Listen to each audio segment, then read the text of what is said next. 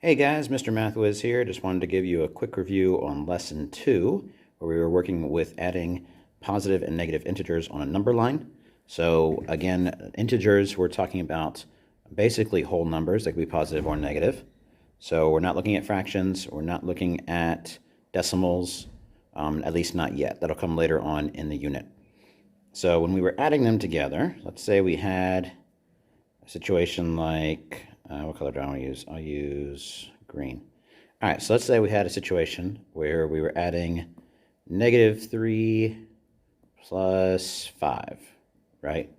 So the way we did it, remember I drew the big number line on the back of the room, and I walked the number line. This was kind of a good way for us to remember. So I went to 0, I started at 0, then I went back to -3, right?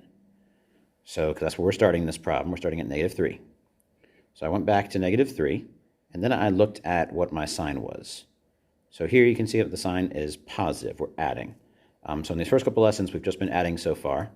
But here's where that's important. If I'm adding, that means I'm going to face the positive direction. I'm facing my positive integers. So if I've got a little man standing at the number line, and he's doing his little thing, woohoo, I need him to be facing this way. He's facing the positive direction. And now I'm adding 5. Since this is a positive 5, that means he's going to walk forward 5 places. So we got 1, 2, 3, 4, 5 places. And this is where he stops, right here, which is at +2.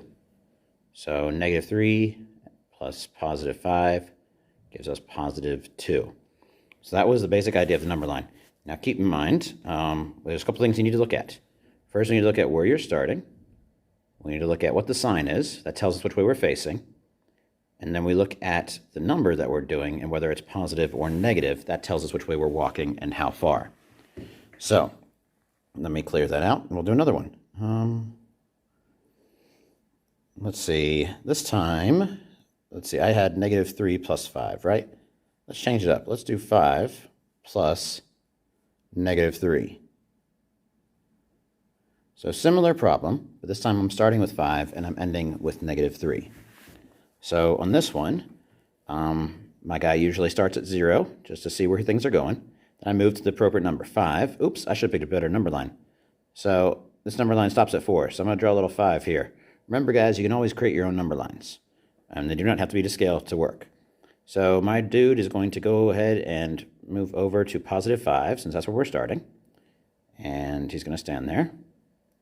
Woohoo. All right, now I am adding.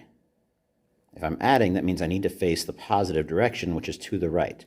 So my dude is now facing that way. He's adding, so he's facing forward in the positive direction. That's important for later. All right, now the number he's adding is -3. This is where we have to watch out. He's not adding 3. If he was adding +3, he would walk forward 3 places. That would take him over here to 8, right? But that's not what he's doing. He's not walking forward +3. He's walking forward -3. Negative meaning the opposite of 3. So that means that he's actually going to be walking backwards. I like to talk, sometimes I use the phrase, he moonwalks back 3, right? Because even though he's facing forward, he's walking backwards 3. So he was at 5, and he walks backwards to 4, 3, and then 2. Those are 3 places. 1, 2, 3, and he stops at 2, which is the same number we stopped at last time. So that's because -3 plus 5 and 5 plus -3 both give you the same answer. They just start in a different place and move in a different direction. So I hope that makes sense, guys.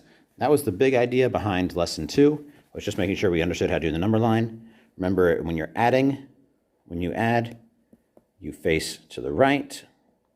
And when you subtract, which we haven't done yet, but when you subtract, you face to the left. And that'll be coming later on in this unit. All right, I'll go ahead and stop the video now, and then I'll post a video for lesson 3, which was a little bit more complicated.